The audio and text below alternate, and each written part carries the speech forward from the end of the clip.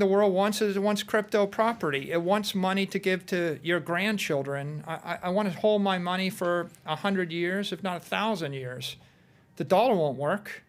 The dollar is losing 2% of its value a month, which is horrific, and horrific over 36 months. It's catastrophic over 10 years, and people are getting smart enough to realize that that won't work.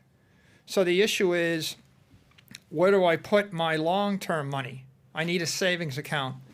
So hence, this is where Bitcoin comes in. Bitcoin is the dominant crypto property network in the world. It's pretty much the only perfected digital property network the human race has created. It's a proven digital property.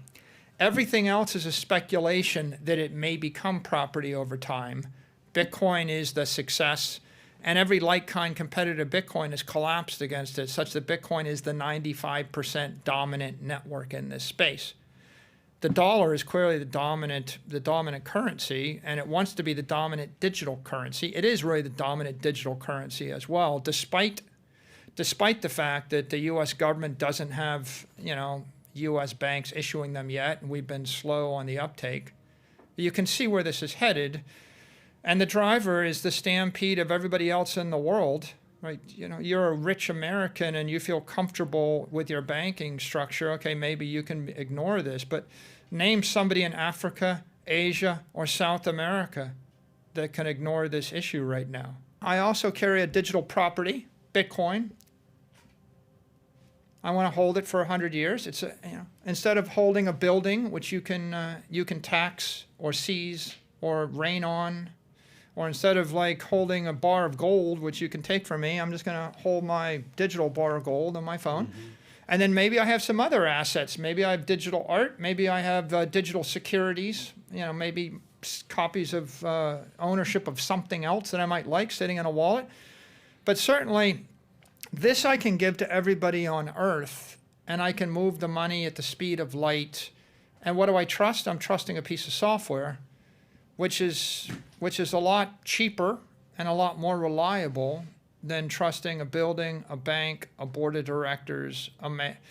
When you actually have your money in this bank vault, look at it. Imagine money in the...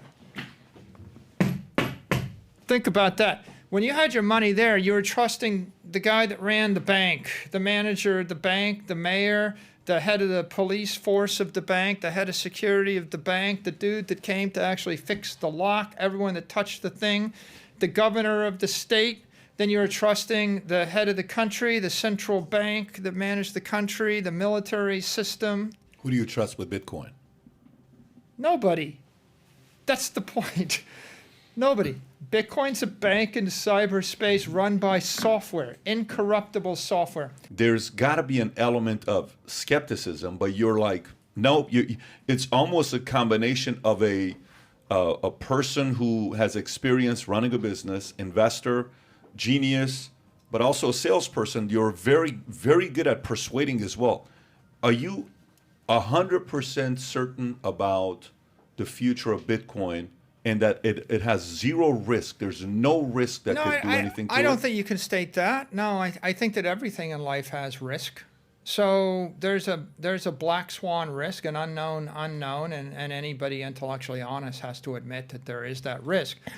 That's not what I would say. What I would say is you've got a bucket of money. Let's come back to Africa. Okay.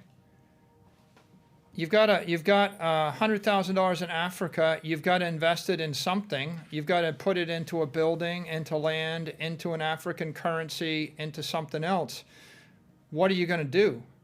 There is 100% certainty that you're going to lose 80% of your money in most currencies over the next decade. You have to work through each of these issues and say, what's the cost of doing nothing? What's the cost of not taking a risk? What's the risk-free rate? Well, the risk-free rate is the monetary inflation rate. So the price that you pay to not do something is the rate at which the money is collapsing. If you were a Russian, they just lost 35% of their wealth by not doing anything in the matter of weeks. So in this particular case, you just have to look at the array of options.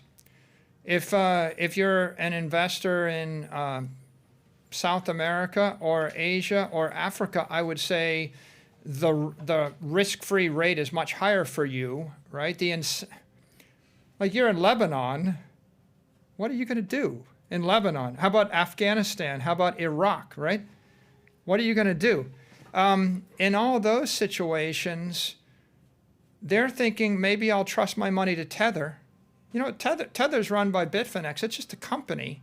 So why is it that people in many countries are more willing to trust a company out of Hong Kong that's running a stable coin on the crypto network than they're willing to trust their local bank?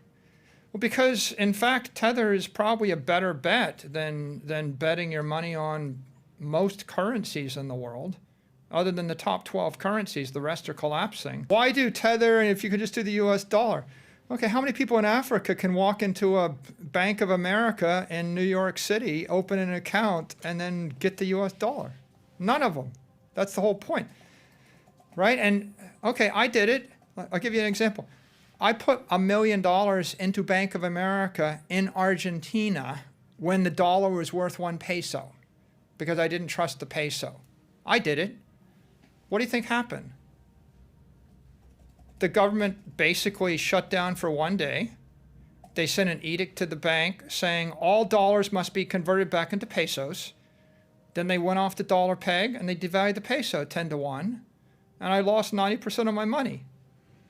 Okay, so why do Tether instead of trust Bank of America in Argentina? You tell me. Mm-hmm. Right? Because what's the odds that Tether is going to go to 0 in the next year?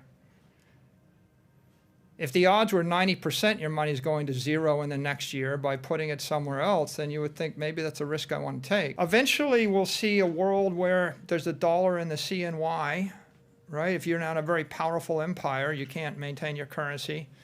And that'll be the medium of exchange, and everything will be pegged to it or correlated to it. And then you're going to see monetary energy flowing out of weak property and weak assets into strong property.